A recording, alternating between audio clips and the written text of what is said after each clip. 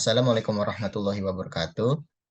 Kami dari kelompok 7 ingin membahas mengenai masalah pada SEO atau Search Engine Optimization dan cara memperbaikinya. Eh, Pertama-tama, alangkah lebih baiknya kami memperkenalkan diri kami terlebih dahulu. Saya Muhammad Arifin Ridwan dengan NIM 17106211084. Dan di sini juga ada rekan saya. Kiraina Evitasari dengan NIM 17106211019. Baik, kita langsung masuk ke pembahasannya. Oke, karena kita akan membahas tentang bagaimana permasalahan dan solusi dari SEO itu sendiri. Jadi kita akan mencari tahu terlebih dahulu SEO itu apa. Jadi Search Engine Optimization ini adalah teknik yang digunakan untuk mengoptimasi suatu website dengan tujuan memudahkan mesin pencari untuk menemukan halaman atau website dan menempatkan di halaman pertama di mesin pencari dengan keyword yang telah ditentukan oleh user. Dan di sini saya sengaja untuk membold kalimat beberapa kata gitu ya, seperti memudahkan, menemukan, hingga keyword, karena memang kata-kata tersebut adalah identik dengan SEO itu tersendiri. Dan ada pertanyaan, kenapa sih harus menerapkan SEO? Kenapa enggak promosi lewat channel marketing lainnya gitu? Jawabannya adalah berdasarkan data yang saya cari, traffic search by niche ini, bahwa search atau kolom pencarian itu lebih besar atau lebih tinggi persentasinya dibandingkan channel marketing lainnya gitu.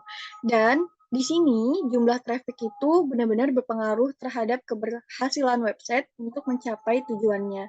Oleh karena itu, kenapa enggak channel marketing lainnya? Karena memang berdasarkan data yang telah dicari dan buktinya kalau misalkan traffic search itu memang sangat berpengaruh terhadap keberhasilan website gitu. Dan untuk menempati halaman pertama di mesin pencari gitu ya, kita tuh akan berpotensi mendapatkan banyak target users gitu. Dan SEO ini tuh sangat berpengaruh kepada kata kunci yang diinput oleh user. Oleh karena itu, ada baiknya kita membuat keywords dengan kalimat yang friendly gitu loh. Jadinya orang-orang mencari produk kita tuh juga nggak susah gitu. Dan juga konten yang kita buat tuh harus selalu update. Boleh tolong di next? Oke, sekarang seberapa penting sih ini SEO ini di bisnis kita? Jadi pertama-tama itu ada untuk meningkatkan kredibilitas dari bisnis kita itu sendiri. Dengan melakukan optimalisasi SEO ini, membuat bisnis kita itu lebih kredibel dengan memiliki website yang berkualitas dan muncul pada halaman pertama di hasil pencarian seperti Google, Bing, dan semacamnya. Konsumen akan lebih percaya dengan bisnis kita. Lalu yang kedua itu ada pastinya meningkatkan brand awareness. Dengan SEO membantu meningkatkan brand awareness bisnis kita, semakin bagus peringkat website kita di halaman pencarian Google ataupun semacamnya. Semakin banyak orang yang mengetahui dan mengenal bisnis kita. Lalu yang ketiga itu ada menciptakan user friendly yang lebih baik. SEO itu membantu membuat website kita itu lebih user friendly dengan memperbaiki konten-konten, desainnya juga, dan performa dari websitenya. Yang keempat itu ada website yang membuat website kita itu semakin up to date.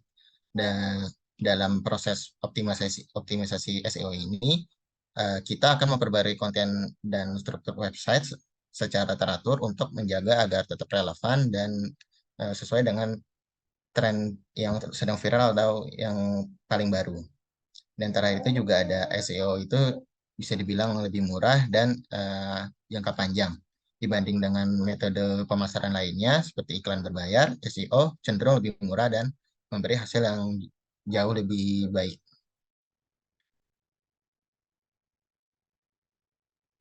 Oke, selanjutnya adalah benefit of SEO. Jadi, apa aja sih manfaat dari SEO ini?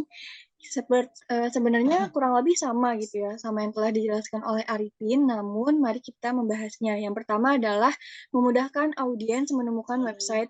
Jadi, Search Engine Optimization ini memungkinkan situs kita tampil di halaman pertama di Google gitu. Nah, berdasarkan data, 75% ini orang tuh mau scrolling. Jadi, kayak dengan kita menggunakan SEO itu kan ada di urutan pertama ya. Nah, itu besar kemungkinan kita tuh dapat target yang lebih luas gitu.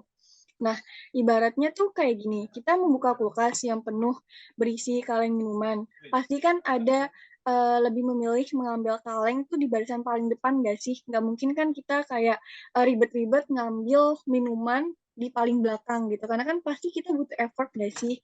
Nah, pasti kita kan milihnya tuh yang di depan dulu. Nah, kurang lebih gitu tuh, memudahkan audiens untuk menemukan website kita gitu.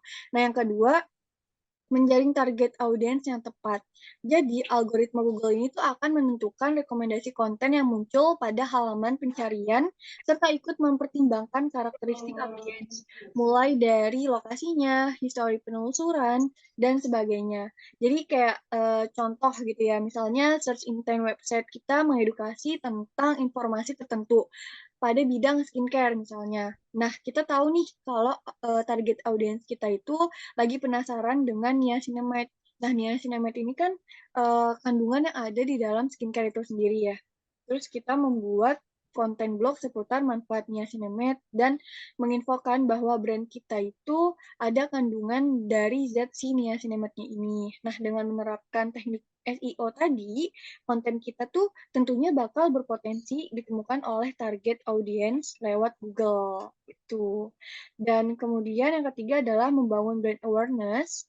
Jadi di sini ada data gitu ya dari review trackers bahwa 63% orang tuh lebih memilih mencari produk di Google dibandingkan situs review lainnya.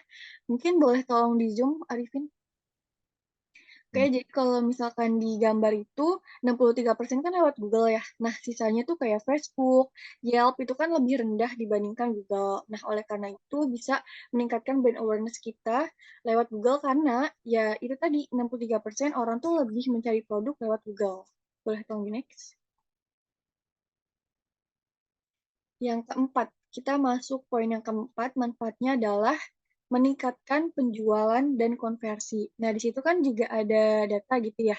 Data di situ menandakan bahwa semakin mudah konten website ditemukan oleh Google, semakin besar peluangnya untuk menaikkan traffic bisnis kita gitu loh. Apalagi konten yang kita buat itu muncul di berbagai keyword gitu. Nah, di sini kan ada data ya, search engine optimization itu 75% berhasil gitu loh, menggait banyak pelanggan daripada trik marketing lainnya gitu. Dan kemudian yang kelima adalah membangun top of mind brand maksudnya top of mind brand.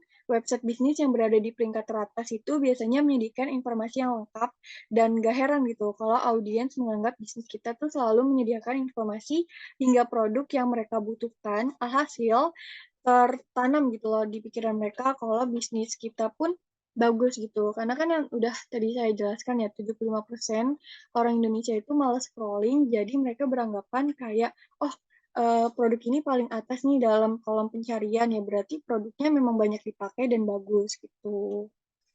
Boleh tolong di next?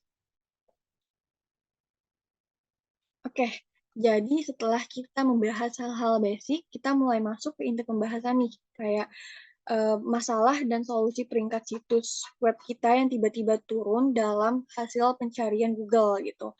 Sebenarnya banyak ya permasalahannya. Jadi yang pertama ini kemungkinan besar akibatnya yaitu dari turun di salah satu keyword gitu. Nah, kalau misalkan website kita turun karena salah satu keywordnya gitu, kita solusinya adalah periksa Google Analytics, WordStream, SEMrush, Google Search gitu. Kemudian perbarui kata kunci dengan istilah-istilah baru. Gitu.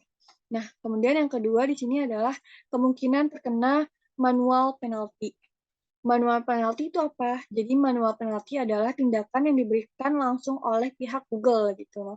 Nah, kalau misalkan kita udah tahu nih manual penalty-nya, terus kita menemukan pemberitahuan seperti manual action dan security issues, nah kita tuh sebaiknya memperbaiki kemudian lakukan permintaan peninjauan dari Google atau reconsideration request gitu. Nah, tadi kan ada menemukan pemberitahuan manual action dan security issues. Jadi kalau misalkan manual action itu umumnya terkait dengan kesalahan dalam melakukan optimasi baik dari internal maupun eksternal gitu. Kayak contohnya pemasangan link yang terlalu banyak tapi tidak relevan gitu. Dan kalau security issues adalah hal-hal yang terkait dengan terdapatnya malware atau program berbahaya yang sejenisnya yang dapat yang terdapat pada website gitu ya. Biasanya tuh seperti penyusup atau hacker gitu, ataupun program advertising yang tidak aman. Nah, ada baiknya kita ceritakan langkah-langkah yang sudah diperbaiki. Kemungkinan akan balik lagi website kita tidak menjadi hilang tiba-tiba atau tidak turun lagi tiba-tiba. Kemudian yang ketiga adalah kemungkinan terkena Google Flux. Masih slide sebelumnya. Oke, jadi di sini kan kemungkinan terkena Google Flux tunggu selama 7 hari nih. Nah, jadi Google Flux itu adalah fenomena di mana semua keyword website itu turun jauh atau menghilang di hasil pencarian Google tanpa sebab yang jelas gitu. Dan akan kembali ke posisi semula dalam beberapa hari gitu.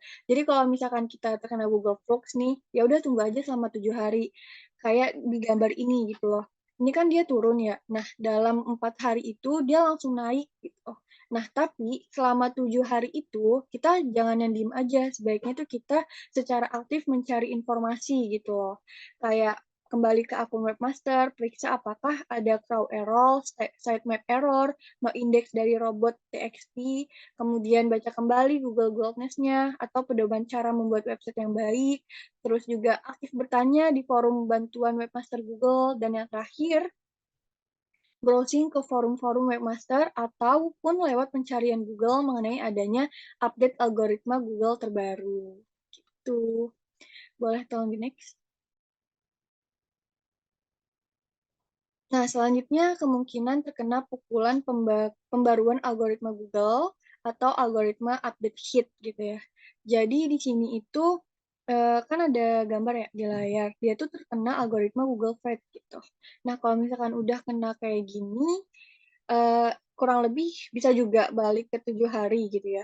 Tapi kalau misalkan nggak dia balik lagi, ya maka dia terkena pukulan pembaruan algoritma Google gitu. Nah, kalau udah terjadi kayak gini, hal yang harus kita lakukan nantinya adalah hindari memasang advertising, iklan yang berat di luar batas kewajaran, serta konten berkualitas rendah. Dan jumlah keyword yang kita gunakan itu jangan berlebihan atau jangan kebanyakan, serta harus relevan. Dan solusinya adalah patuhlah terhadap aturan Google dan mesin pencari lainnya. Jadi jangan lewat dari panduan atau aturan yang udah diterapkan oleh Google supaya kita tidak terkena pukulan pembaruan algoritma Google. Boleh tolong next. Oke, jadi selanjutnya adalah pembaruan algoritma Google. Nah, di sini maksudnya adalah perubahan ini merupakan usaha dari Google untuk menghasilkan hasil pencarian yang berkualitas itu lebih tinggi. Nah, solusinya tuh gimana? Solusinya yang mencari informasi, apa aja sih yang diperbarui dari algoritma itu. Makanya kita sebagai pembuat website atau pemilik website juga harus sering mencari tahu nih info-info terupdate tentang algoritma Google gitu. Dan yang terakhir bisa disebabkan oleh konten kadaluarsa. Oleh karena itu, solusinya kita harus memperbarui konten secara teratur agar peringkat website kita itu bisa meningkat. Oke, karena tadi kita udah tahu ya masalah dan solusi ketika website kita tuh tiba-tiba turun kenapa gitu. Nah, selanjutnya kayak bagaimana sih solusinya gitu supaya kita tuh bisa keluar dari masalah tapi dengan bantuan profesional dan dengan biaya terbatas gitu loh. Nah, di sini ada beberapa website bantuan profesional secara gratis gitulah. Yang pertama ada MOZ Q&A, terus ada Pro Webmaster, ada Quora, dan yang terakhir ini ada WordPress. Dan di sini juga sudah tercantum linknya, boleh tolong diklik, Arifin. Salah satu aja seperti yang MOZ Mus Q&A.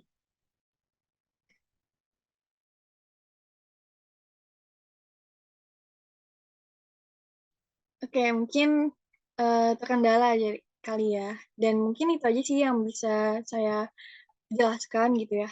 Selanjutnya akan dijelaskan oleh Arifin.